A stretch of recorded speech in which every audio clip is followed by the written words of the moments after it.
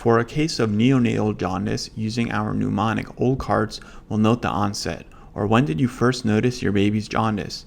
For the location, is it in their eyes, their skin? And for both the urine and stool, as we'll see below, the neonatal cases are going to be an unconjugated hyperbilirubinemia, so we should expect to be seeing a normal urine color and a normal stool color. While we're asking about the urine, we would like to note the diapers per day, and for the stool, the baby's bowel movements per day. For the duration, it is very likely to be constant since birth. And next, we'll note the progression, and we could ask mom or dad if the baby's jaundice appears to be getting worse, or if there's been no progression, we'd also want to state that in our patient note to show we've asked. To characterize the jaundice, we'll ask the parent if the baby appears to be itching itself or scratching itself more. And we could also ask mom or dad what the baby's blood type is. Unlike in an adult where we divided our jaundice cases into unconjugated and conjugated, in the neonatal cases, they're going to be unconjugated. Instead, we'll divide our case into early onset, less than 1 week since birth, and late onset, greater than 1 week since birth. In all pediatric patients, instead of a physical exam, we're going to use our mnemonic BITTER to remind us to ask about the birth history, immunizations, developmental history, diet, education, and to reflect with the parent. For all cases, let's order a CBC, serum electrolytes, bilirubin levels, urinalysis, blood type, and antibody screen. In physiologic jaundice, our supporting points include jaundice, an onset less than 1 week since birth, and no change in breastfeeding from the diet history below, or diapers per day or bowel movements per day.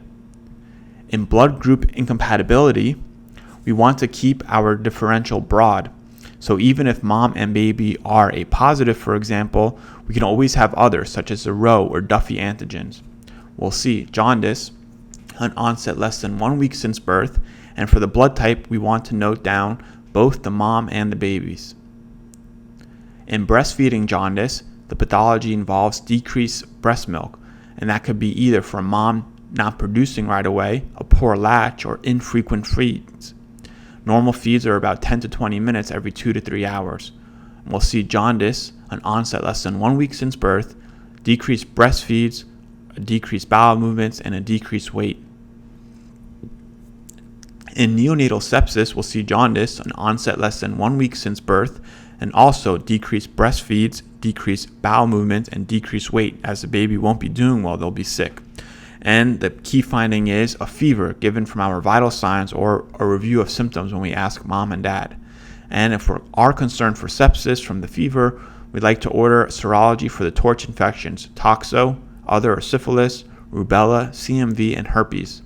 And finally, in a late onset case, in breast milk jaundice, the pathology is involving beta-glucuronidase in breast milk, which is deconjugating bilirubin. We'll see jaundice, an onset greater than 1 week since birth, and as well, no change in the breastfeeding, diapers, or bowel movements per day.